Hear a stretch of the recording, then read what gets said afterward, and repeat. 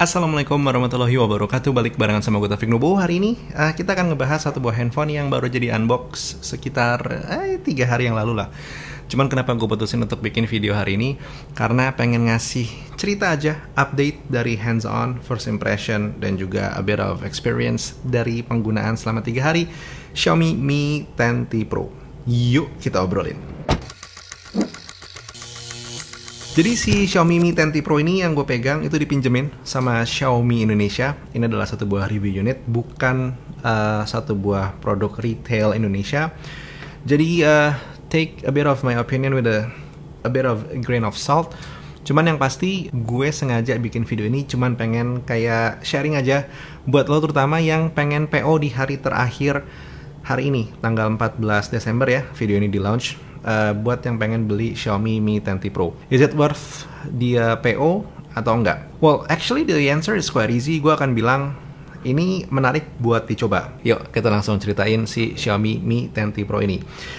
Selama penggunaan kurang lebih 3 hari, I really love the fact that Xiaomi Mi 10T Pro ini bukan satu buah device yang sempurna. Jadi gue tidak punya beban untuk bercerita gitu ya, oh ini handphone bagus banget, paling sempurna dan segala macamnya. No, it's not. It has a bit of flaws yang jatuhnya mungkin untuk memenuhi harga 7 juta yang diluncurin ya sama Xiaomi Indonesia. Yang pertama itu adalah masalah layar. Jadi kalau misalkan kita coba ngelihat layarnya, terutama di bagian background yang berwarna putih seperti ini, lo akan ngelihat nih, yang pertama di bagian sini itu ada semacam kayak warna-warna hitam creeping in. Dan panel layarnya sendiri ini kan IPS ya, jadi itu juga menjelaskan kenapa bagian warna hitam-hitam ini hadir di Xiaomi Mi 10T Pro. Kalau diterjemahkan ke penggunaan sehari-hari, karena gue sering pakai wallpapernya hitam, terus juga dark mode dan segala macamnya, jadi warna hitam-hitam di bagian dagu layar dan juga bagian atas layar tidak kelihatan. Penggunaan lo mungkin berbeda, but actually a bit more tentang si positif dari layarnya nanti bakal gue ceritain.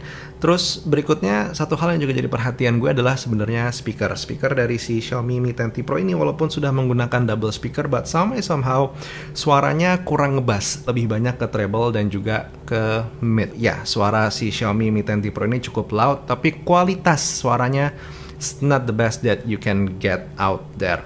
But that said though, cuman 2 itu aja yang jadi perhatian utama gue kalau dilihat dari sisi minusnya Xiaomi Mi 10T Pro selama 3 hari terakhir. Kalau untuk sisi plusnya, nah ini adalah satu buah hal yang berbeda lagi. Oke, gue ulang sedikit spesifikasinya. Yang pertama, dia menggunakan Snapdragon 865. RAM-nya 8GB, LPDDR5, storage-nya 256GB, UFS 3.1. Layarnya, walaupun IPS LCD, tapi sudah menggunakan refresh rate 144Hz. Punya baterai 5000 mAh, menggunakan kamera 108MP keluarannya Samsung, dipaduin dengan 13MP ultra wide dan juga 5MP makro plus kamera depan 20MP.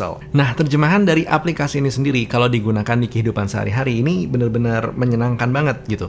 Buka aplikasi gegas, social media aman, lo buka marketplace buat belanja kayak 12 kemarin juga aman, nggak ketinggalan dengan RAM yang besar dan juga bisa menjaga aplikasi di background dengan baik. Gue nonton film malam misalkan, terus gue tinggal tidur, besok siangnya atau sorenya gue lanjutin, dia masih ada di detik, di menit yang sama, so it's fun. Nggak ketinggalan layarnya, bukan 144Hz-nya yang pengen gue bahas, tapi kualitas warna dari layar si Xiaomi Mi 10T Pro ini, walaupun hanya tanda kutip IPS LCD, tapi seenggaknya gue bisa ngelihat warna yang vibrant. Gue ngeliat beberapa video dari content creator luar, content creator Indonesia yang kental dengan color gradingnya, looks nice banget ada di Xiaomi Mi 10T Pro ini. Gak ketinggalan berpadu dengan suara stereonya, walaupun ya balik lagi tadi gue bilang bukan kualitas suaranya yang emang paling top, tapi seenggaknya it's quite loud. So kalau dipakai misalkan sambil mandi, sambil denger podcast, it's actually a fun device to use. Berikutnya, kita ngomongin masalah kamera. ngelihat beberapa foto yang gue punya, seperti biasa sensornya Samsung ini besar ada di Xiaomi Mi 10T Pro, berarti background blur yang lebih menyenangkan karena natural. Dan dari beberapa sampel foto yang gue punya, gue aktifin HDR dan juga AI-nya, surprisingly dia bisa ngasilin warna yang cukup menarik, terutama untuk gambar langit. Gak ketinggalan. Untuk lo yang pengen merekam video, 2 hari lagi di hari Rabu gue bakal ngeluarin video ini, unboxing dari Sony A7C. Dan gue merekam menggunakan si Xiaomi Mi 10T Pro ini. Actually one of the best device yang bisa digunakan karena ada mode Pro videonya, shutter speed bisa bertahan di 1/60, menggunakan 4K 30 fps, ISO-nya juga bertahan, jadi nggak terang gelap secara gambar. Dan nggak ketinggalan, si Xiaomi Mi 10T Pro ini sendiri punya mode log. Jadi in a way gambarnya agak sedikit flat. Kalau misalkan lo tertarik buat warna-warnain satu buah footage, ini works very nicely. Catatan utamanya adalah ternyata pada mode log, si perekaman videonya ini terbatas maksimal di 8 menit. Nggak ngerti kenapa, tapi begitu masuk menit ke-8, tiba-tiba rekaman di Xiaomi Mi 10T Pro ini mati sendiri. So a bit of inconvenience, cuman ya, itu yang harus kita cope untuk saat ini.